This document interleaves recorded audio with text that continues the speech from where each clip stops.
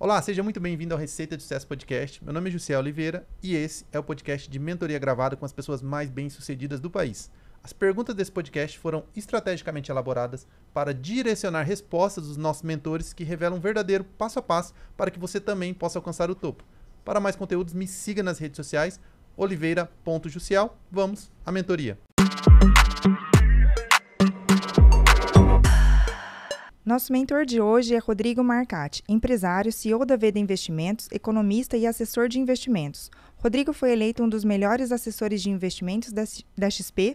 Sob sua gestão, Rodrigo Marcati colocou a Veda Investimento entre os 20 melhores escritórios da XP no Brasil e foi empresa revelação no ano de 2018 e destaque em 2019. Rodrigo tem participação ativa falando sobre mercado financeiro e economia em grandes redes de televisão, como Globo News, Band News, CNN, Jovem Pan e Jornal Nacional. Seja muito bem-vindo, Rodrigo. Obrigado. Prazer enorme. Bem-vindo. Rodrigo, um grande parceiro, grande amigo. E hoje, tema relevante. Acho que é o primeiro assunto que a gente traz no podcast sobre investimentos, né? Um assunto que eu acho importantíssimo. Não poderia convidar uma pessoa diferente que não fosse o Rodrigo, que é hoje uma referência no ramo. Então vai poder ajudar muito a gente aqui a entender esse... Bom, primeiro o cenário que a gente vive hoje e depois qual que seria uma receita mesmo, né? De sucesso para quem quer estruturar uma carteira de renda passiva. E a gente sempre brinca, a gente fala, não é para não trabalhar mais, porque a gente é empreendedor, a gente gosta de trabalhar, mas eu falo, é trabalhar por opção, não por necessidade. Uhum. Então vamos extrair dessa Acho que mente vai sair aí. muita coisa boa aqui. Vai, com certeza. Inclusive para nós. Mas fala aí, Rodrigão. Muito bom. Conta um pouco da sua história. Por que assessor de investimento? Quando começou essa vocação aí para o mercado financeiro? Já faz 20 anos que eu estou nessa área. Começou, acho que meio que por acaso, né? Eu no meu segundo ano de faculdade fiz economia. No meu segundo ano de faculdade eu estava numa empresa que não tinha nada a ver com o mercado financeiro. Acabei, né, eu vi ali que meus colegas de faculdade que estavam estagiando em banco, né, já ganhavam um pouquinho mais, né? O mercado financeiro tem, né, essa característica de ser uma área de remuneração mais alta. Eu falei, queria ganhar um pouquinho mais, falei, vou tentar migrar para banco. E aí fui para o Banco Safra, foi meu primeiro emprego. Entrei numa área de produtos, de planejamento, sem saber muito como funcionava o mundo financeiro. Fiquei 6 meses nessa área e o que eu mais entendi ali naquele momento é que o meu perfil estava muito mais ligado com a área comercial, independentemente do mercado que eu viesse a atuar. Era uma área muito estratégia, de trabalho muito individual, né? Então passava a tarde ali só olhando para o computador, fazendo planilha, gerando relatório e não era para mim, definitivamente. E aí, por sorte, um dia indo embora do banco, vi que tinham anunciado, na época ainda, 20 anos atrás, as coisas eram anunciadas em mural, né? E vi que tinha uma vaga ali anunciada para assistente comercial do Private Bank, né? Que é a área de investimentos para a pessoa física, né? Tradicional dos bancos, focada sempre no nicho de clientes mais alta renda, com maior patrimônio. E era uma área assim, né, super bacana. Eu ia lá de vez em quando entregar relatório, então os profissionais, todo mundo bem vestido, pessoal elegante. Então já chamava a atenção pelo ambiente, totalmente diferente do meu ali. E aí, falei, bom, acho que faz sentido, né? Eu acho que eu tenho essa veia comercial, gosto de me relacionar, gosto de falar, vou me candidatar. Deu certo, acabei entrando e nunca mais saí. Fiquei 3 anos ali no Banco Safra, depois migrei para um banco de investimento, né, para focar muito mais na parte de mercado, de estratégia, onde eu fiquei 10 anos, que foi o Banco Fator, os últimos 2 como diretor da área de Private Bank. Até então não pensava ser empreendedor, né? Minha cabeça, meu mindset era de ser executivo, né, de crescer dentro de instituição. Fiz isso, né? Acabei conseguindo na instituição que estava, fui o diretor mais novo ali, empossado no banco, mas percebi que enfim, tinha um bichinho dentro de mim ali que estava querendo sair, né? Que não se acomodava fácil com o status corporativo. Tinha um choque, obviamente, de cabeça, de pensamento muito grande, porque os dono do banco, o conselho, eram pessoas de 70 anos, 60, 70 anos de idade, eu com 32 ali querendo pista para decolar, e a turma muito menos agressiva, com uma cabeça mais antiga, né? Enfim. E aí eu comecei a olhar para o lado, falei, bom, será que é o banco? Será que é o ambiente que eu tô? Será que se eu for para outro vai melhorar? E acabou aparecendo, nesse momento de dúvidas, acabou aparecendo a oportunidade de sair para montar a Veda. A XP, na época, já estava crescendo como corretora, já estava fazendo muito sucesso. Isso foi em 2016 para 2017, quando começou o nosso namoro. Demorou alguns meses até, né, eu me convencer, eu ganhar segurança e também senti que tinha apoio. Parte do meu time também estava com essa mesma inquietude dentro e queria também fazer algum movimento, né? Já estava muito tempo ali dentro do banco. E aí, finalzinho de 16 para 17, tomei coragem, saí. Comecinho de 17 a gente montou a empresa. Vai fazer 6 anos agora, mês que vem. Então foram 6 anos completamente diferentes, né? Parece que já faz uns 20, na verdade, né? Porque a intensidade de ser empreendedor é completamente diferente. Na mesma proporção, eu acho que a satisfação também né? Eu acho que quando você está numa empresa, numa corporação, trabalhando, né, enfim, para os outros, o teu grau de satisfação, mesmo sendo promovido, mesmo sendo reconhecido, ele vai diminuindo com o tempo, né? Você vai ficando mais... teu espaço vai ficando mais apertado, enfim. E quando você é empreendedor, não tem, né? Acho que você pode sonhar, você pode ser agressivo, você pode tomar risco, você pode se arrepender, voltar atrás. Acho que esse modelo, né, acho que tem ganhado mais espaço no Brasil, né? Todos nós aqui nos conhecemos por conta disso, né? Então, hoje não me vejo voltando atrás, né, do modelo. E aí foram, enfim, isso tudo para contar que são 20 anos já, independentemente da instituição, acompanhando a evolução do mercado financeiro brasileiro, que há 20 anos, quando eu comecei, era totalmente diferente, né? Muito menos maduro do que é hoje, né? A gente evoluiu muito enquanto mercado financeiro, em termos de oferta de produtos, em termos de sofisticação, de exigência do investidor, né? A gente tinha, 20 anos atrás, a gente tinha uma taxa de juros histórica muito mais alta do que foi a média desses 20 anos para cá. Então a gente ainda tinha um investidor mais conservador por natureza, e um mercado muito menos disseminado, difundido, né? As coisas foram evoluindo muito rápido ao longo desses anos, grande parte, inclusive, por conta da XP e de plataformas de investimento, né? Porque até então o banco vendia aquilo que ele construía, ele geria, ele fabricava, né? Não tinha essa cabeça de shopping de investimento, de plataforma onde você entra e pode comprar produto de A a Z, de várias casas, essa arquitetura aberta de verdade, né? Então foi uma evolução muito bacana de viver, assim, de estar construindo junto, né? De participar disso. Então hoje a assessoria de investimento é um negócio muito mais sofisticado, né? Exige muito mais do profissional do que lá atrás, tanto pela quantidade de produtos, quantidade de serviços, de ofertas, de temas que a gente tem que acompanhar, quanto pela exigência do investidor, né? Que graças a podcasts, graças à internet, graças a uma informação mais fácil, mais rápida, tem ficado mais exigente, né? Show. Marcate, tira uma dúvida. Tá. Quem está iniciando agora, ou qualquer investidor que está ouvindo a gente aqui, quais seriam os principais pilares para você estruturar uma boa carteira de investimentos? Existe um método? Existe. Existe. Boa. Bom, primeira coisa que... Só fazer um parênteses aqui. Infelizmente no Brasil, educação financeira não existe nas escolas, né?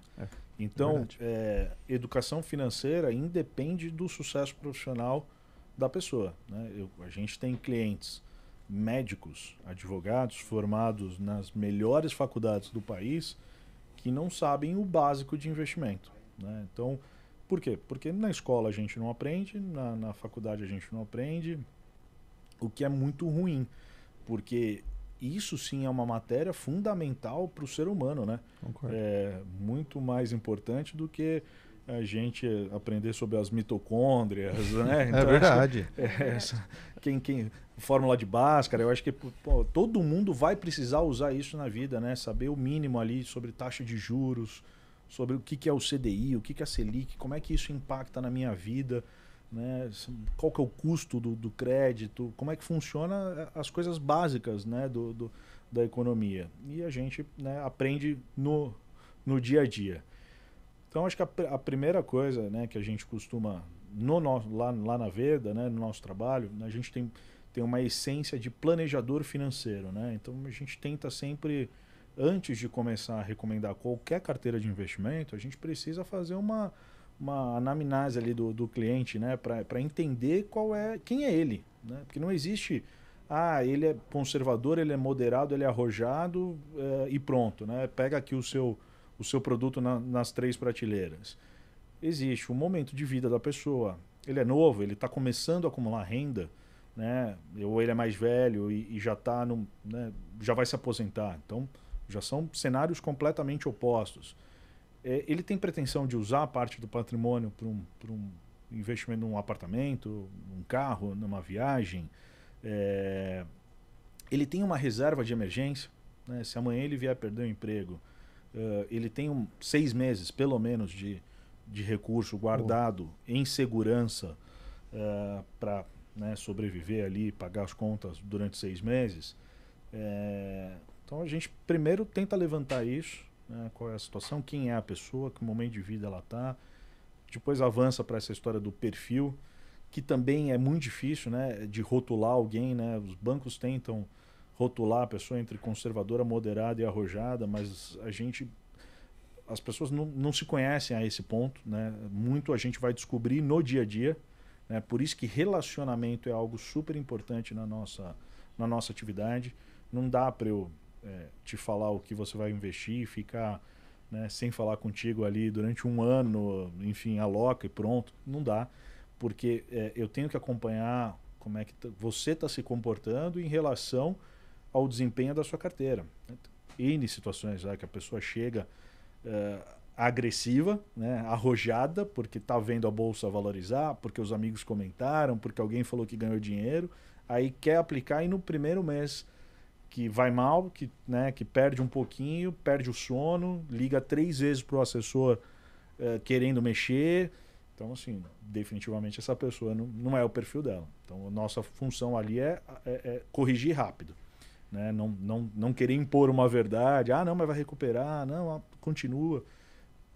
Adequa o perfil da pessoa. Então a gente faz esse planejamento financeiro, entende se a pessoa tem dívida, entende se a pessoa eventualmente precisa de um seguro para uma cobertura extra ali, porque se ela vier fazer falta hoje, o patrimônio que ela tem acumulado garante, né, filho em escola, etc., por alguns anos. Então tem todo esse primeiro trabalho para a gente, então, recomendar as alocações, né? Qual seria o portfólio ideal para cada investidor. E a primeira coisa que a gente fala para o investidor que também, né, da mesma forma que a gente tem que fazer esse trabalho, o investidor também tem, né? A gente vê muito gente que chega, né, para a gente machucada já porque tentou uma estratégia que ouviu num podcast, que ouviu numa internet, que não era algo personalizado, e foi querer fazer, né? O day trade, por exemplo, né? Tem uma frase do Warren Buffett que é famosa, né? Acho que Warren Buffett é tido aí como o grande guru, né, do mercado financeiro, dos investidores. E ele perguntado em uma das conferências assim sobre a simplicidade, né? Porque ele fala, a estratégia dele é muito simples, né? Ele não tem grandes estratégias assim, não é sofisticado. Aí ele vê uma empresa que ele entende que tem valor, que está barata, compra e segura, né? E aquilo lá na frente dá muito dinheiro para ele. E aí, não lembro se foi um repórter, um investidor que perguntou, né, se tua estratégia é tão simples assim, por que mais pessoas não fazem? Aí ele respondeu que não fazem porque as pessoas têm pressa para ficar rico. Né? Ele com 50 anos não tinha dinheiro, né, praticamente, e hoje com 90 ele tem muito. É um dos homens mais ricos do mundo. Ele falou, eu não tive pressa. Né? Foi um processo. As coisas aconteceram porque eu tive disciplina. E a gente vê várias situações, né? O sujeito ganha seus primeiros 10 mil reais, aí ele abre uma conta sozinho numa corretora, né? Pega ali um coach, uma mentoria de como investir, fazer day trade para ganhar dinheiro. E ele acha que ele vai poder, em 3 meses, parar de trabalhar porque ele vai viver de ganho do day trade. Potencialmente, assim, em 20 anos de mercado, eu nunca vi nenhum cliente, nenhum investidor ganhar dinheiro com day trade no longo prazo. Ninguém ficar rico por conta disso. Vocês estão escutando, pessoal? Por favor, ouça com atenção. E é polêmico, né? Essa história do day trade, né? É polêmico. Ninguém. Existe uma única pessoa que... Quer dizer, existe uma única parte que ganha dinheiro no day trade. Se chama corretora. Ela adora, né? Enfim, o cara tá ali operando o dia inteiro, gerando comissão para a corretora. E o problema é que ele não sobrevive por muito tempo, né? É que nem fazendo uma analogia feia aqui, é que nem o usuário de droga, né? Se a droga é muito pesada, ele paga mais para conseguir, mas infelizmente para a biqueira ele não sobrevive, né? É igual ao day trade. O day trade é especulação, é sorte, enfim, e teria que ter muita disciplina. A gente sabe que em algum momento o emocional toma conta, né? Os vieses comportamentais tomam conta. Então, a gente fala que as pessoas não têm aversão a risco. A maioria delas tem aversão à perda. Né? Então, quando ele está ganhando, ele é disciplinado. Ele botou lá os 10 mil, deu os 5% que ele esperava, ele vai, realiza, bota o lucro no bolso. Quando a pessoa está perdendo, ela costuma acreditar que aquilo vai recuperar. Ou aí ela dobra a aposta, ela segura mais tempo do que devia, porque o emocional toma conta. E aí é onde que a pessoa se afunda, né? É que nem uma roleta russa. Tem uma probabilidade. Uma hora vai dar completamente errado, só que o problema é que quando dá errado, você pega justamente o cara desprevenido, corajoso e vai todo o patrimônio dele de uma vez. Quando é só 10 mil, né? Quando o cara está iniciando é só 10 mil, é doloroso, mas é um prejuízo pequeno. O problema é que a gente já teve, eu conheço, né, já vivi vários casos de gente que perdeu, né, patrimônio de anos acumulado nessas aventuras de querer ganhar dinheiro com day trade. Então a primeira coisa que tem que entender é isso: investimento é algo pensado para você fazer o teu dinheiro trabalhar, mas em primeiro lugar ele tem que se perpetuar, né? Porque não faz sentido você estar ganhando dinheiro na tua profissão, no teu trabalho, e estar perdendo no banco. Né? O dinheiro do banco ele tem que estar ali rendendo para te garantir um futuro melhor, para te garantir uma situação de vida mais confortável, para te permitir, né, diminuir velocidade lá na frente, se aposentar eventualmente, e não depender da nossa previdência social, por exemplo, que a gente sabe que se não quebrar vai estar quebrado, enfim, né, que não dá para a gente contar com isso. Então, a primeira coisa que o investidor que começa ali o trabalho é isso. Ele tem que garantir que aquele dinheiro vai crescer ao longo dos anos. Se ele tiver maior apetite a risco, ele vai tomar mais risco, mas o risco tem que ser consciente. Não dá para ser o day trade, enfim. É óbvio que a gente constrói carteiras, mas tem o sujeito que quer ganhar o CDI pronto e para ele tá bom. Né? Ele não quer correr, em hipótese alguma ele quer ver o patrimônio dele de um mês para o outro diminuindo. Uhum. Alguns toleram, se isso for a forma dele, depois de 12 meses, ter mais do que o cara que ficou no CDI.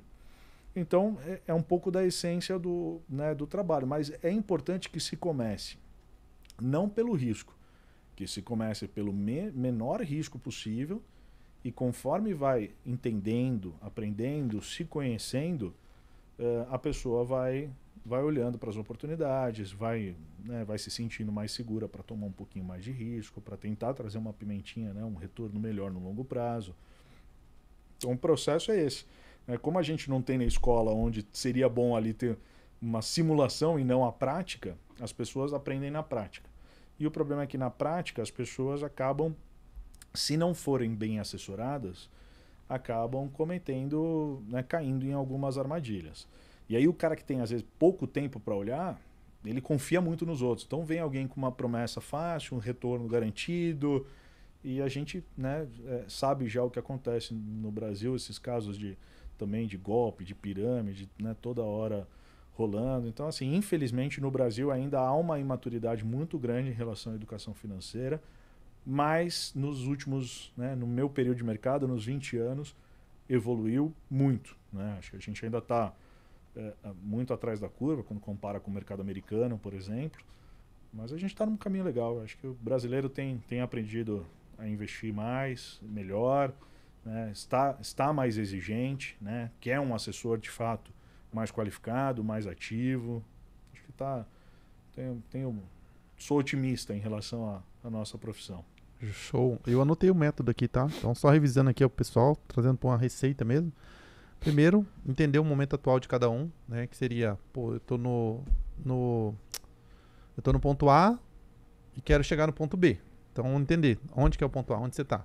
Depois, onde você quer chegar, qual que é o seu objetivo? É multiplicar seu capital, é ter dividendos, é construir renda passiva, etc. Então, entender o momento atual, primeiro ponto, que é o estudo que um assessor faz. Segundo ponto seria estruturar uma reserva de emergência. Quando a gente fala em reserva de emergência, é olhar para o padrão de vida dessa pessoa, né? Eu tenho um padrão de vida de R$10.000 por mês. Então, eu deveria ter uma reserva de emergência de R$60.000 em caso de algum imprevisto. Terceiro ponto seria a blindagem de riscos, né? Por exemplo, um seguro de vida, um seguro veículo, seguro, né? Sei lá, às vezes a pessoa tem o seguro do veículo e não tem o seguro de vida, por exemplo, né? E aí ele está mais preocupado às vezes com o carro do que com ele, que vai deixar a família dele numa situação difícil. Então, essa análise também é feita para blindar não só patrimônio físico, mas a pessoa também. Show. E depois... não é nem só a família, né? O seguro de vida também existem coberturas para doenças graves, invalidez. Às vezes o cara tá super bem, né? Não pretende morrer. Ele tem ali 30 anos, está no auge dele. Mas, né, pode sofrer um acidente de carro, pode ter uma doença que afete a capacidade dele de trabalhar durante um ano.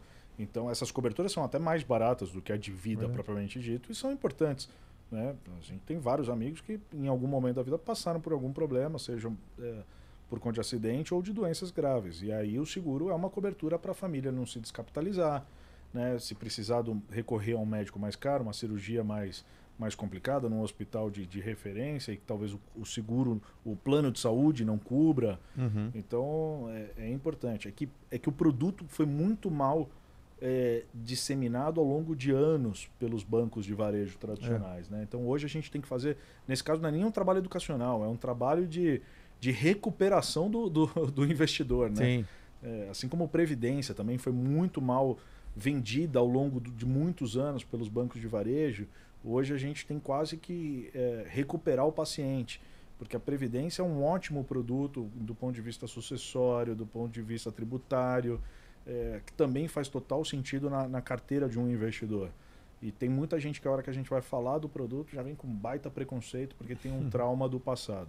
Sim. E é super importante, é isso, faz parte desse planejamento financeiro, a gente olhar para todas essas caixinhas. Show. Investimento a gente está falando, está indo um pouquinho mais a fundo, estamos falando de planejamento financeiro, não é só chegar e investir, né? Existe um caminho, né? Então seria essa blindagem de riscos, importantíssimo. E depois entender ali o perfil do investidor, sou mais seguro, mais moderado, mais arrojado, mas independente de qualquer coisa. Sabe que tem uma frase que eu gosto muito, Marcati, que fala o seguinte: o maior risco não está no investimento, está no investidor. O maior risco é o investidor. Porque, vamos lá, pega aí, investir em ações é arriscado. Tá? Nós temos aí o exemplo do Warren Buffett, que é o terceiro homem mais rico do mundo, e investe em ações. Investir em imóveis é complicado. Aí tem um cara lá que é puto investidor de imóveis. Investir em leilão, Estou trazendo aqui alguns cenários. Então, eu acho que assim, o maior risco está no investidor. Do quê? De não conhecer, ter o mínimo de conhecimento, né, daquilo que ele está fazendo, daquilo que ele está investindo, ter uma boa orientação, uma boa assessoria. Então, risco... Gustavo Cerbasi fala isso. Risco você não evita, você administra, né? Então, é correr risco calculado. E por isso é importante entender o perfil do investidor. E aí, depois, sim, entra o último tópico ali que o Marcati trouxe, que é o quê? Recomendação de carteira. Existe hoje, pegando desse ponto então, na hora de fazer uma recomendação de carteira, existe uma regra hoje, quanto eu tenho que alocar em uma cesta de segurança, quanto eu tenho que alocar na minha cesta de risco? Tem um parâmetro? Sim, a gente tem ali, né, ela vai mudando com o tempo, porque a gente costuma construir ela a partir do cenário macroeconômico Brasil e mundo. Uhum. Então, a primeira coisa que a gente faz é tentar entender, né, porque prever, ainda mais no Brasil, é impossível, né? Para onde vai o câmbio, para onde vai os juros, né? O que vai acontecer no cenário político, como é que isso vai interferir no dia a dia. Então, o que a gente tenta, obviamente, olhar tendências, né? O que está acontecendo no mundo, qual que é a tendência de inflação, de juros, de moedas, de crescimento, quais setores podem crescer mais, quais setores vão sofrer mais. Então, a gente olha primeiro, né, do top, assim, né, que é esse cenário macroeconômico, e aí vai descendo para as classes de ativos, né? E aí, dentro de cada perfil, ser mais conservador ou mais arrojado, existe uma calibração dos percentuais para que no final do dia o teu portfólio tenha um risco menor ou maior. Uhum. Então, obviamente, o conservador vai estar muito mais renda fixa, o arrojado vai ter muito mais ativos com volatilidade, renda variável, fundos imobiliários, fundos alavancados, enfim. Então, isso é o que vai mudando. E aí, esses percentuais mudam, né? Eles não são estáticos também. É 15% nisso, ou 20% na outra classe de ativo. Ela vai mudando conforme o cenário macroeconômico vai se comportando. Então, hoje, a gente já esteve muito mais preocupado com alguns temas, como a inflação. Um ano atrás, a gente tinha pouco ativo de inflação na carteira dos clientes e corremos para colocar, porque a inflação do Brasil veio naquela, né, disparada ali pós-pandemia. Aí o Banco Central começou a subir juros e a gente teve que começar a rever um pouco essa alocação. Então ela é feita dessa forma, né, independentemente do investidor. E aí o nosso trabalho é de monitorar quando sai muito do... Então, se uma classe anda muito, a gente comprou 10% de bolsa, né, para o investidor arrojado, em ações do Brasil, por exemplo. Aí a bolsa brasileira subiu 20%. As ações que a gente tem dentro da carteira subiram mais, subiram 30%, 40%. Provavelmente aqueles 10% desequilibrou, já não é 10%, já está com 15%, 16% no portfólio. Uhum. Né? Então, faz sentido a gente manter ou vamos reduzir um pouquinho para reequilibrar? Então, esse é o nosso trabalho de monitoramento das carteiras, né? De o tempo inteiro ir calibrando se o cenário tá de acordo, se aquilo está de acordo com o cenário e se o cliente, né, se o investidor está confortável. E isso está muito mais complexo, né? Porque antigamente, foi o que eu falei, 20 anos atrás, a quantidade de produtos que a gente tinha à disposição era muito menor, né? Então era muito mais simples montar uma carteira para o investidor. Hoje, há uma sofisticação, uma variedade de temas de muito maior. O que é bacana, porque do ponto de vista de diversificação, você tem muito mais opção. Então, quanto mais você consegue diversificar sem adicionar correlação, né? Ou seja, ativos que de fato não têm correlação, você consegue trazer uma segurança maior para a carteira. Porque, às vezes, por exemplo, há 3 anos, o investidor que investia através das plataformas no Brasil praticamente não tinha acesso a produtos internacionais. Então, todo investimento dele, por mais que ele diversifica, um pouquinho em ações, um pouquinho em fundo multimercado, um pouquinho, era tudo Brasil, né? Então, geograficamente, ele não estava diversificando. Conforme a pandemia veio e o avanço dessas plataformas, os temas internacionais cresceram. Hoje você tem à tua disposição, né, através de plataformas de corretoras, produtos de tudo que é tipo do mundo inteiro. Temáticos, eu quero investir em esportes, né, games, nessa indústria. Eu quero investir em saúde. Eu quero investir num fundo global de renda fixa, que não tenha posição em Brasil. Então, assim, você consegue diversificar, neutralizar riscos de uma forma muito mais eficiente, né? Então, você diminui risco geográfico, você diminui risco político, você diminui risco de ações, você diminui risco de crédito através dessa diversificação. Aliás, a gente brinca no mercado que o único almoço grátis que existe para o investidor é a diversificação, né? Isso tá grátis, está lá, está à tua disposição. Você não paga mais para diversificar a tua carteira e é o único benefício que de fato você precisa focar em ter.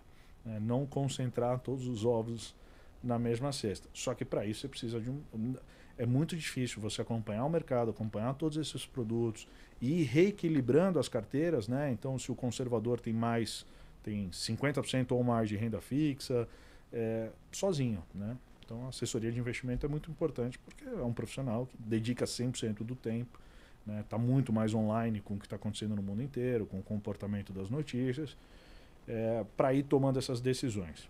Show. Eu queria fazer uma pergunta para você, Rodrigo. A gente falou aqui das questões dos cursos, né? Você vai lá, você acha que você entende um pouquinho, porque você comprou um curso e aí você começa a operar por conta. Tem algum influencer nessa área de investimentos que você realmente respeita e indica, gosta, ele fala com seriedade ali do assunto? Influencer? Eu acho que tem. Eu acho que, assim, em algumas classes tem. Eu gosto muito do Thiago Reis, da Suno, analisando fundos imobiliários. Eu acho que ele é um grande, de fato, especialista no tema. Fala também de renda variável, mas acho que a Suno conseguiu, né, uma tradição muito forte ali em fundos imobiliários. Então a gente usa, inclusive, os materiais de análise deles. Tem o pessoal da Eleven, da Levante, que são casas independentes também de research. Aí eu não sei se é muito influencer, eu acho que é mais o material que eles fazem, os vídeos, né? Não é aquele... Porque o Thiago Reis tem, sei lá, quantos milhões de seguidores, ele de fato é um influencer, mas nem todos são influencers de internet do jeito que a gente está acostumado, mas fazem um trabalho ali que para o profissional auxilia muito. Tem a Luciana Seabra, que chegou a participar, foi da Empíricos, montou uma empresa com a XP, depois juntou com o Primo Rico lá e hoje está de novo independente. Ela fala sobre fundos de investimento, previdência. Ela faz um trabalho muito sério, muito independente. Inclusive, ela não ficou na Empíricos, não ficou depois junto com o Primo Rico, porque na cabeça dela existia conflito ali entre o que ela falava, o que a empresa gostaria que falasse, enfim. Então hoje ela de novo é 100% independente, é uma pessoa que eu respeito muito porque construiu essa carreira dessa forma. A XP tem alguns influencers, né, bacanas ali que a gente segue, né, a Mafê, que é de fundo imobiliário, o Fernando Ferreira, que é economista, estrategista, a Camila Dolly, que é de renda fixa. São algumas pessoas que eu sigo mais. Assim. Tem os mais genéricos que falam de uma forma menos de produto, de uma forma mais educacional. Então, Bruno Perini, o próprio Thiago Nigro, lá no começo falava mais de investimento, hoje, né, acho que hoje abriu mais para negócios. Né? Acho que mudou um pouco, mas tinha sua importância. Natália Arcuri é mais finanças, né, mais ali cuidado com gastos, com despesas. O problema é que vai ficando muito influente, vai falando muito, né, você ganha muita exposição. A maioria deles, com o tempo, vão me desencantando um pouco, porque vai perdendo um pouco a mão, assim, né? Acaba falando algumas besteiras enfim, né? A necessidade de falar muito acaba trazendo para a gente esse risco, né? Então, eu acho que esses nomes que eu citei são referências, de fato, aí na área. Mas eu consumo conteúdo nesse sentido, eu gosto de consumir, eu particularmente, tá? Eu gosto de consumir ou conteúdo que não tem a ver com a minha área, né, de influencers, né, acho que muito mais para esse lado empresarial, porque agrega na minha atividade de empreendedor e não de assessor de investimento. E como assessor de investimento, eu acabo consumindo conteúdo chato, né, que é o conteúdo muito mais técnico, texto, opinião de economista mesmo, que aí nem aparece muito nas redes sociais, porque são uma turma mais conservadora, mais antiga, que aí acaba sendo mais meu dia a dia, né? Porque aí o cara tá falando para mim que vou ter a função de depurar, de analisar para levar para o meu investidor. Né? Esse cara que está falando direto com o investidor, normalmente ele está falando numa linguagem mais simples, um beabá, né? Ele não está indo tanto na tecnicidade ou nas questões mais complexas do mercado financeiro. Show. Tenho mais uma pergunta. Manda. E assim, para ter essa assessoria séria, né, do pessoal da Veda Investimentos, a partir de quanto eu consigo investir lá com vocês? Tá, vamos lá. Eu acho que assim, as plataformas hoje elas são super democráticas, né? A gente consegue ter, eu acho que só para explicar antes, né? Eu acho que a grande mudança que a XP causou, até para quem, por que a XP, né? Por que eu estou falando tanto aqui de XP? E por que a XP fez isso no mercado? Foi só porque ela era bonitinha, só porque ela bateu nos bancos? Não, a principal revolução que foi feita pela XP foi construir uma plataforma, em primeiro lugar, como se fosse um marketplace, né, onde você pudesse plugar produtos de todas as instituições, de todas as casas de investimentos ali dentro. Né, então, oferecer para o cliente um one-stop shop ali de investimento. E mais do que isso, cortar os acessos que eram restritos. Então, assim, muitos produtos que hoje você acessa com R$10.000, R$25.000, há 5 anos, 6 anos, quando eles estavam sendo apenas distribuídos pelos grandes bancos, eram produtos que só iam para um private, para um cliente que tivesse mais de 10 milhões de reais e que ainda assim fosse colocar 300 mil ou mais naquele produto. Então, fundos que existem de assets super renomadas, né? Fundo Verde, Fundo SPX, casas que estão aí há 20 anos no mercado. Antigamente, para você investir num cara desse, você tinha que ter, né, um cheque grande e ser um cliente de referência daquela instituição. Hoje, quando a XP abre o produto, quando ele está disponível às vezes a partir de R$5.000 para o cara que só tem R$5.000. Entendeu? Então essa foi a grande revolução que foi feita pela XP. Então, hoje eu sou credenciado à XP como assessor de investimentos. Então por uma questão regulatória, CVM, eu só posso usar a plataforma XP para que meus clientes tenham acesso aos produtos. Então, assim, eu não posso exigir mínimo de ninguém. Se o cliente quiser abrir uma conta e botar R$1.000, ele vai conseguir. Tá? A diferença é o que eu ofereço como assessor de investimentos. Né? Eu sou o assessor que fica ali, né? A Veda, né? Os assessores da Veda são os assessores que ficam ali responsáveis pelo portfólio. E aí, nesse sentido, a gente obviamente não consegue dar a mesma qualidade de atendimento, prometer o mesmo serviço, o mesmo monitoramento para todos os valores. Então a gente costuma falar que até 300 mil é um trabalho mais on demand. Né? Então a gente ajuda o onboarding daquele investidor. Ele tem 50 mil para investir, a gente ajuda, né? Ele abrir a conta, ele fazer o cadastro dele, a definir ali essa estratégia de curto prazo e alocar esses primeiros 50 mil. E aí, se ele tiver uma demanda, se ele for aplicar mais, é uma tarefa meio que dele. Eu combino com ele a regra do jogo para não criar uma expectativa e depois eu ser mal avaliado porque ele esperava que eu fosse ligar para ele todos os meses para falar de mercado e etc.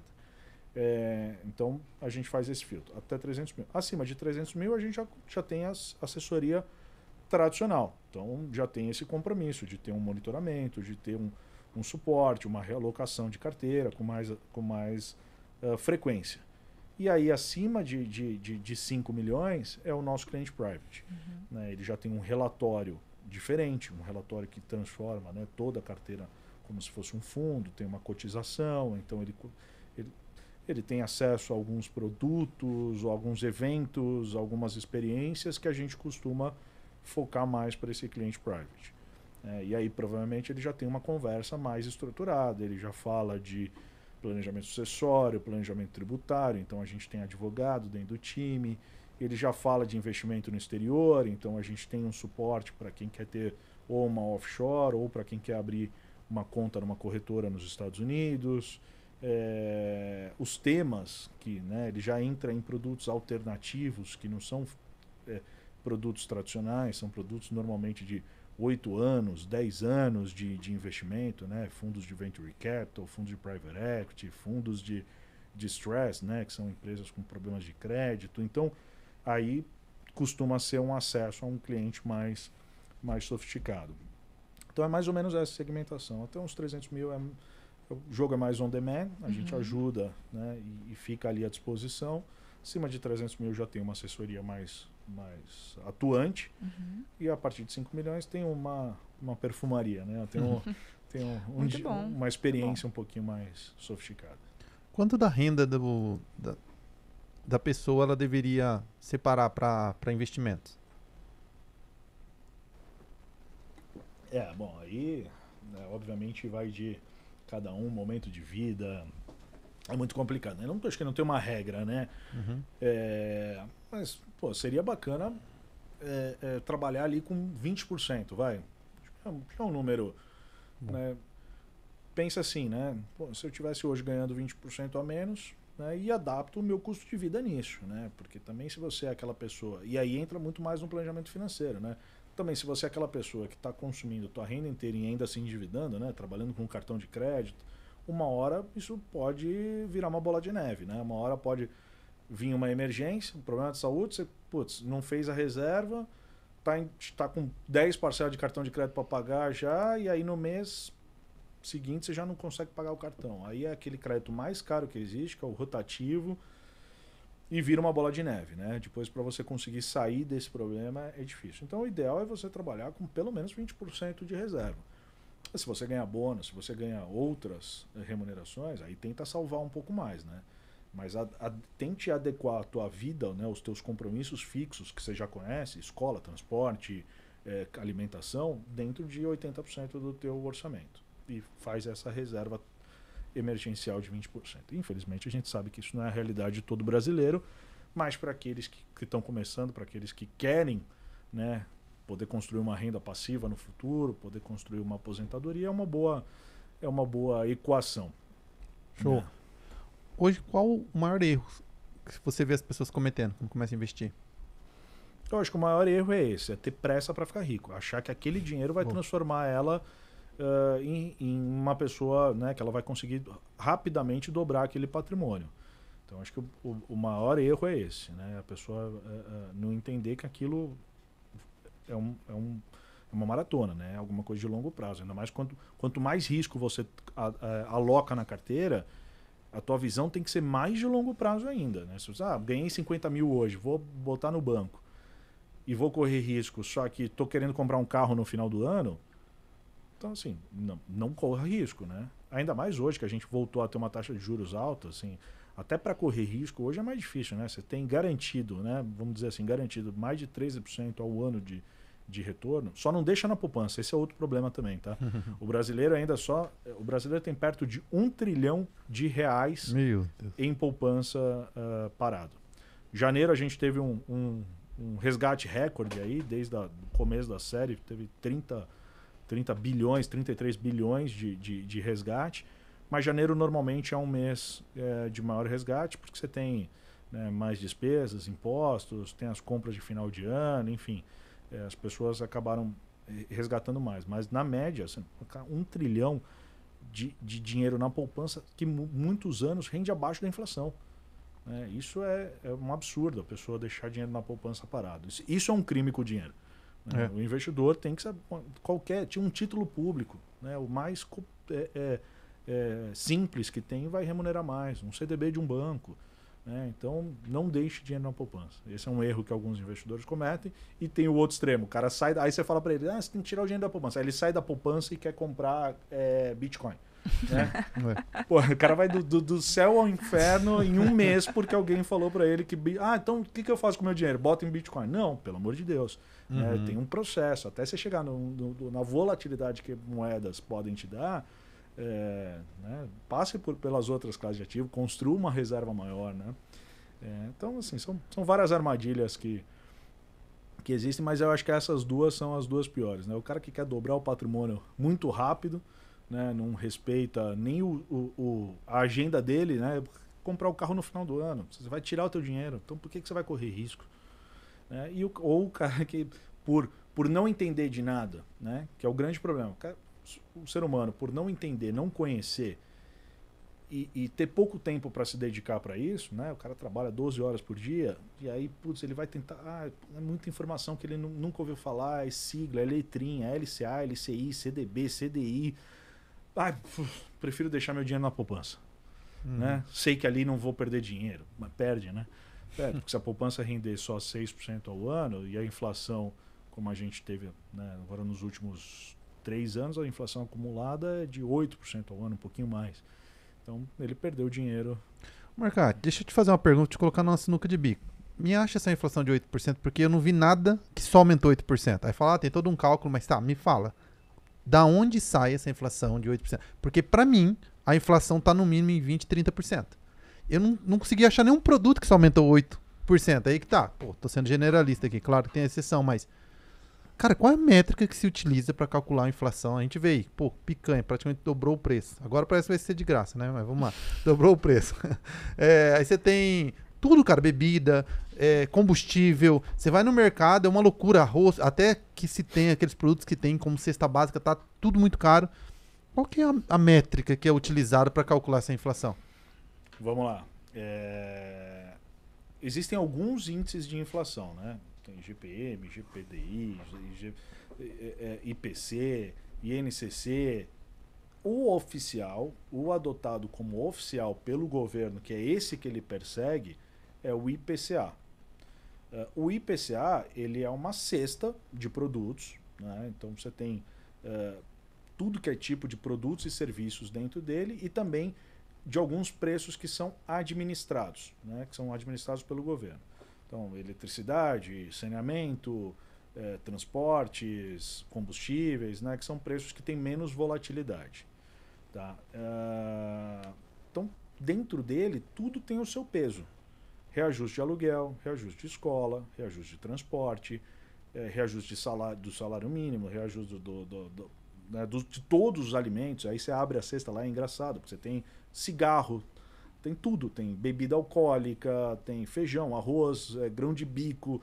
Cara, é uma cesta gigante. Uhum. E aí, obviamente, o resultado é a variação de preços naquele período dessa cesta. Tá? Então, a primeira coisa que é assim, é sempre em relação ao preço anterior. Então, uma coisa que já subiu 10, ela pode até subir mais um pouco, mas é difícil ela subir mais 10, né? Então depende da base que aquele preço sai. Então às vezes a gente tem a impressão que tudo está encarecendo, mas a gente está enviesado olhando alguns produtos que são os produtos que a gente consome. Obviamente essa cesta tenta ser uma proxy do consumo médio de um Brasil inteiro. E a gente é um país continental com uma diferença de renda gigante, né? Você tem uma quantidade de pessoas ganhando até 2, 3 salários mínimos, que a picanha não vai mudar nada, porque se eventualmente esse cara come uma vez por ano picanha, e a picanha no ano a picanha subiu 20%, ele não vai comprar picanha, ele vai comprar contrafilé. Uhum. E se o contrafilé, que é o que ele compra todo mês, subir 10, ele vai comprar peito de frango. E se o peito de frango, ele vai comprar a pior parte da carne, né? Ele vai indo para bem substituto. Então aquilo lá só vai subir uma vez. Dificilmente você vai ter demanda que vai sustentar novas altas. Então, primeiro, né, a gente é muito influenciado pelo curto prazo. A gente tem que pegar na série histórica, às vezes 2 anos, 3 anos, para entender se de fato algo que subiu 10% porque estava muito represado de preço, se vem subindo 10% ao ano. Uhum. Né? Ou se subiu 10% porque teve um problema. Às vezes a gente vê muito isso com tomate, né? Tomate, arroz. Quando tem problema de safra, alguma coisa assim, que às vezes o preço do tomate subiu 100%. Mas ele não sobe 100% agora, fica nesse preço e no ano que vem, com um novo problema, sobe mais 100%. Ele sobe mais 100%, fica 2 meses ali, né, com uma oferta restrita, demanda mantém igual, aí todo mundo começa a substituir, o restaurante para de comprar tomate, aí não sei o que, o negócio vai se acomodando, aí ele volta para o preço, aí nos próximos 12 meses ele cresce menos 30% no preço. Mas você fica com aquilo, né? O que aumenta sempre te causa esse psicológico maior. Eu não estou falando que a cesta, ela é 100%, ela não consegue traduzir cada um, né? Então é uma média. Então, assim, obviamente quem tem uma condição de vida mais, né, uma condição melhor, classe média alta, os itens que você consome, de fato, podem, num período, numa janela, terem reajustes maiores do que é o IPCA. Né? Você, o restaurante para mim ficou mais caro, a picanha ficou mais cara, o combustível ficou mais caro. Primeiro, será que todos os itens do IPCA ficaram mais caros? Porque cada um tem a sua proporção lá dentro. Uhum. a gente acaba tendo esse viés, né? De pegar algumas coisas que a gente sente e achar que aquilo é determinante para o índice inteiro. E segundo, temos que entender que é isso, né? Que aquilo está sendo do cara que ganha, né, 1 milhão ano e o cara que ganha 2 mil reais ano. A cesta dessas pessoas é completamente diferente.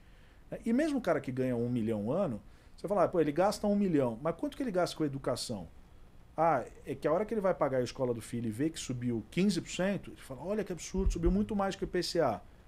Mas às vezes o que ele paga de educação é menos de 10% do quanto ele ganha no ano. Então, será que teve tanta influência assim nos gastos dele, essa inflação? Imóvel, será que imóvel corrige todo ano a inflação? Transportes, a gente vê, às vezes as prefeituras, por dificuldade de reajuste, ficam anos sem conseguir reajustar o preço do vale transporte, do ticket, né? E quando ajusta, às vezes ajusta abaixo da inflação.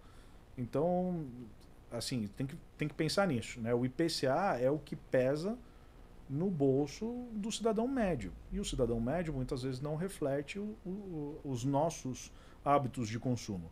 Show. Por isso que a gente não, às vezes tem esse viés de achar que a inflação está muito maior do que de fato está sendo divulgada e perseguida pelo governo, que está fora da meta, né? De qualquer jeito a gente está aí. Hoje saiu o IPCA, coincidentemente, não sei quando que o podcast vai ao ar, mas hoje saiu o IPCA e veio com 0,53 no mês de janeiro, um pouquinho abaixo do esperado. Mas se a gente pegar 0,53, vamos falar que essa vai ser a média do ano, nós estamos uma inflação rodando na casa de 6%, sendo que a meta atual do Banco Central é 3,25%.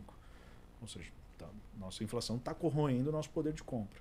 E o cara mais humilde, que ganha 1, 2 salários mínimos, muito mais. Né? Então, isso é muito ruim. Show. Oscar, falamos dos principais erros, agora vamos para o extremo. Os principais acertos. Existe um padrão nos investidores? Onde investe os investidores de sucesso? Existe um padrão entre essas pessoas? Tem. Eu acho que o primeiro deles é aquele que consegue controlar. Porque assim, não dá para falar que um investidor de sucesso, que é 100% conservador, que aplica bem em renda fixa, é um investidor de sucesso. Né? Esse é um rentista bem educado. Né? Show. Investidor de sucesso, obviamente, é aquele cara que toma risco, que compra ativos baratos, que estão com oportunidade. Então, né, tô só dividindo aqui para tentar categorizar o meu raciocínio. Então, o investidor de sucesso ele está muito ligado à disciplina. Não tem jeito. Você traçou uma estratégia, você tem que garantir que ela seja executada. E aí, existe uma ciência que estuda, assim como a psicologia, ela estuda para o investidor, que é finanças comportamentais, que são normalmente armadilhas, vieses comportamentais que a gente tem e que, se a gente os conhece, a gente pode tentar evitá-los. Vou tentar dar alguns aqui como exemplo. Eu sou investidor, eu fui lá e detectei uma ação que parece que está muito barata. Está muito barata baseado em quê? Não é porque o preço dela caiu 20% no último mês que ela está barata. Se ela caiu 20%, tem um motivo para isso. Provavelmente o lucro projetado está menor, enfim. Então, vamos estudar. Ela está barata porque o resultado dela não é ruim, porque o preço-lucro dela está mais baixo do que de empresas do mesmo setor, ela sofreu uma pressão que foi mais técnica do que fundamento. Então, ok, vou comprar essa empresa, porque acho que ela pode valorizar 50% em 12 meses. Comprei. Daqui 3 meses ela caiu mais 10%, ou caiu mais 20%. Naturalmente, o investidor tem uma tendência, acha, já estava barata, ficou mais barata ainda. Aí ele vai lá, aumenta patrimônio nela, faz o tal do médio, dobra a aposta, só porque lá atrás ele definiu que ela estava barata. O investidor, o bom investidor, o que ele vai fazer? Ele vai olhar as mesmas variáveis que ele detectou para ver se ela estava barata lá atrás e ver se justifica ela ter caído mais. Porque às vezes ela reportou de novo um resultado, ou um guidance, que é a expectativa de resultado, pior do que ela tinha reportado. Ou o mercado teve uma taxação, ou seja, saiu alguma notícia que piora, né, a expectativa. Então o investidor racional, que é mais racional, que evita um viés de comportamento, o que ele vai fazer? Ele vai rever se aquele ativo que ele escolheu de fato justifica manter na carteira. O viés comportamental natural é o cara ficar ancorado naquilo que ele definiu lá atrás e não rever. E às vezes aquele ativo vai caindo, há 2 anos está lá na carteira dele e não gerou retorno, pelo contrário, perdeu o valor. Então, evitar o viés de ancoragem é importante. O que eu olhei, entendi 3 meses atrás, pode não ser mais a realidade agora. A economia mudou, as perspectivas de crescimento, de inflação, de atividade mudaram, os reportes dessa empresa pioraram. Então o que eu defini lá atrás não vale mais nada. Eu tenho que tomar uma nova decisão hoje. Se eu mantenho esse papel, eu tiro ele da minha carteira. E aí é um viés que muitas vezes o investidor que vai mais no emocional não faz. Pelo contrário, ele fala, putz, estava barato, já quando eu comprei vou comprar mais. Entendi. Enfim, são vários viés comportamentais e é isso. Quem quiser estudar finanças comportamentais é um assunto super legal. Já foi Nobel de Economia pelo menos 2 vezes. Daniel Kahneman é o cara mais conhecido do assunto. E acho que é muito bacana, porque o investidor que quer de fato tomar decisões de investimento em ativos de risco, né, olhando para longo prazo, onde ele pode potencializar, ganhar muito mais dinheiro, ele tem que conhecer as armadilhas que a gente emocionalmente, né, acaba cometendo para ele evitar, né, para ele saber, opa, se eu não fizer isso agora é porque eu estou, né, será que eu não estou cometendo aqui uma falha comportamental, né? Então deixa eu tomar cuidado com isso, deixa eu pensar nisso. Eu falei de aversão à perda, é muito isso, o sujeito compra 2 ativos, A e B. O A sobe 5 e o B sobe 10, cai 10. Muitas vezes você falar para ele assim, apareceu uma outra oportunidade, você vai precisar de dinheiro. E ele ter só os 2 ativos na carteira e um dos 2 ser suficiente para esse dinheiro dar oportunidade. Vai comprar um carro ou comprar um outro ativo. 90% dos investidores que agem de forma emocional, automática, vão vender o que está com lucro. Porque na cabeça dele, estou ganhando, então vou vender, vou realizar lucro, pegar esse dinheiro e fazer. Por quê? Às vezes o que está com lucro porque o resultado está vindo bom, porque a empresa está num momento bom e ela vai continuar crescendo e talvez reportando lucro. E a ação vai ser reflexo disso. A que caiu 10%, talvez caiu 10% exatamente por causa disso, porque o resultado, desde que você comprou até agora, piorou, a expectativa piorou. Então ela não só caiu 10%, como ela pode cair mais. Por que não vender a que está com prejuízo?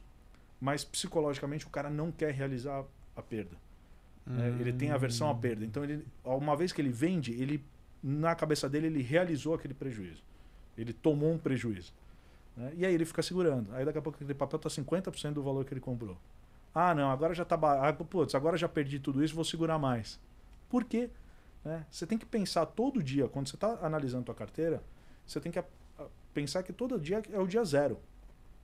E se é uma corrida de 12 meses para frente, e hoje nada daquilo tivesse em ativos, tivesse tudo em dinheiro, eu escolheria aquele ativo para ter na minha corrida de 1 ano? É um cavalo bom para eu apostar? Não, não é um cavalo bom. Então, para que você vai manter aquele ativo só porque ele está perdendo 50% da tua carteira, se tem outros que estão indo muito melhor ou oferecem perspectivas melhores? Então, a armadilha comportamental acaba causando isso. O cara não quer realizar a perda. Ele acha que se ele vender aquele ativo que deu prejuízo na carteira dele, ele vai ter assumindo uma derrota. E ele não pensa o que pode acontecer dali para frente. Aquele ativo pode cair mais 50%. Mais 20, até, enfim, perder todo o patrimônio. Então é isso. Acho que tem essa questão do comportamento, ela é super, da racionalidade, da tomada de decisão, de evitar os viés comportamentais, as armadilhas. É uma estratégia que o investidor de sucesso domina. Ele controla muito mais o seu emocional do que o investidor. A gente pega, sempre tem, greve dos caminhoneiros, dia do Joesley, lá da gravação do T, são dias simbólicos, o dia da pandemia, lá aquele mês que a bolsa cai, circuit break, cai 10% num dia só. O investidor racional fala, cara, por que eu vou vender? A empresa, da noite para o dia, ela perdeu esse valor? Ou está acontecendo uma dinâmica de mercado irracional que está fazendo com que as pessoas saiam correndo, vendendo os ativos desesperadamente? Né? Você pega fundo imobiliário de prédio na Faria Lima, que no auge da pandemia chegou a valer 50% do valor.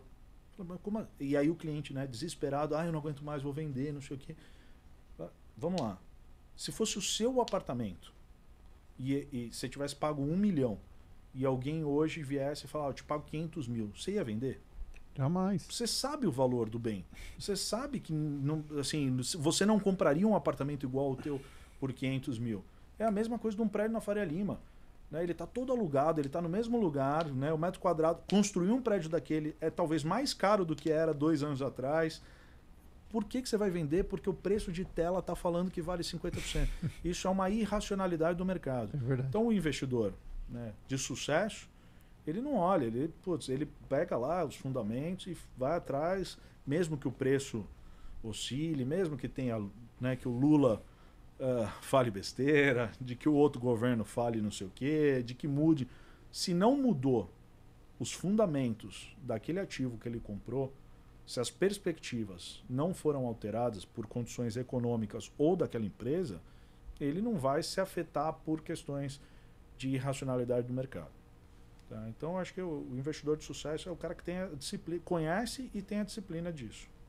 Olha, imaginava isso. Não está tão relacionado ao produto em si, né? Mas sim aos comportamentos, né, que ele tem perante os ativos que ele vai investir.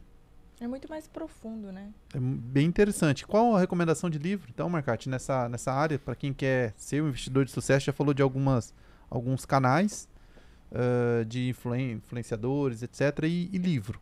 Eu acho que eu falei do Daniel Kahneman, tem o Rápido e Devagar, que é um livro muito bacana dele, que fala sobre, né, esses vieses comportamentais. Tem Nassim Taleb, que é um dos caras mais famosos também, escreveu a teoria do cisne negro. Tem um outro livro dele bacana para quem faz day trade, para quem toma muito risco sem saber o risco que está de fato correndo, que chama Iludido pelo Acaso. Ele é um cara conhecido como muito conservador. Ele é um matemático que foi parar no mercado financeiro, então ele é muito... o cara, talvez a maior sumidade em termos de risco, né? De cálculo de risco, probabilidade, essas coisas que existem no mundo. Esse cara foi para o mercado financeiro e ele achava que todo mundo era burro. Né? E ele até fala, né? Tipo, talvez, na minha percepção, ele fala que Steve Jobs, Bill Gates, são caras que são ignorantes porque eles, no quesito risco. Porque se eles soubessem o risco, calcular a probabilidade do risco que eles correram ao longo da vida, eles não teriam feito as ações que fizeram. Né? Então, e ele fala muito isso sobre o mercado financeiro. As pessoas que investem em alguns produtos, em algumas proporções, não sabem calcular o risco que estão correndo. Se soubessem, talvez não correriam. Então é um cara que, para quem faz day trade, para quem está querendo se aventurar em operar essas coisas, recomendo porque pode trazer luz ali para algumas questões super importantes. Então o Nassim Taleb é um cara bacana. Tem um livro muito bacana do Howard Marks, que é um dos maiores gestores da atualidade, de uma asset americana chamada Oaktree. Enfim, tem muito livro bom. Acho que esses, né, para o início aí de um investidor, são 3 livros bacanas. Aí, Howard Marks, o Daniel Kahneman e o Nassim Taleb. São caras importantes aí para o mercado financeiro, para a gente entender mais como é que funciona essa dinâmica. Maravilha. Cara, para continuar bebendo desse conhecimento, onde o pessoal te acha, Marcati? Rodrigo Marcati no Instagram, no LinkedIn também. Então, @Rodrigo Marcati, tudo junto. Tomar cuidado ali para não ter nenhum fake aí, né? Então, toda hora agora aparece isso. É isso. No LinkedIn e no Instagram são as principais redes aí. Tô tentando me aventurar um pouquinho mais aí pelas redes sociais. Tem um canal do podcast também que é legal falar pro então, pessoal, né? Eu acho que é isso. Hoje eu estou começando a fazer um trabalho um pouquinho mais de inspiracional nas minhas redes sociais, mas para quem quer conteúdo de mercado financeiro, conteúdo de economia, o canal da Veda, né? Então, @Veda, VEEDHA, no Instagram, no LinkedIn, no YouTube, você vai encontrar muito conteúdo para o investidor. Para o investidor, desde o investidor mais iniciante, conservador, ao investidor mais arrojado. Nossa economista, Camila Abdelmalak, né, joga muito conteúdo ali de economia. Rodrigo Moliterno, que é o nosso especialista de renda variável, para falar de bolsa. Nossos especialistas de produto. A gente tem um podcast que está no YouTube, que é o Termômetro Veda, onde a gente já recebeu profissionais de mercado, né, de vários temas, para falar de economia, para falar de mercado financeiro, para falar de ativos específicos. Então também tem alguns episódios gravados ali. E se abrir a conta na Veda, aí vai receber muito mais conteúdo. Evento, conteúdo. Show, legal. Gente, aproveitar, pedir para vocês compartilharem esse episódio, né? Se vocês gostaram, compartilhe com seus amigos, parente, familiar, seu pai, sua mãe, seu filho, todos que precisam aprender sobre investimento, a como diversificar a carteira, como construir patrimônio de forma sustentável. Pedir para seguir a gente também nos canais oficiais, no YouTube, Receita de Sucesso Podcast, se cadastre, se inscreva para você não perder nenhum conteúdo, toda semana tem conteúdo novo. No Spotify, também estamos no Spotify, no Instagram, Receita de Sucesso Podcast. Aproveitar e dizer que esse podcast tem o patrocínio da Monteu Investimentos. Se você está pensando em diversificar a sua carteira, uma das estratégias de diversificação, a Monteu trabalha única e exclusivamente através de cartas de crédito e consórcio imobiliário, onde você tem a opção de investir.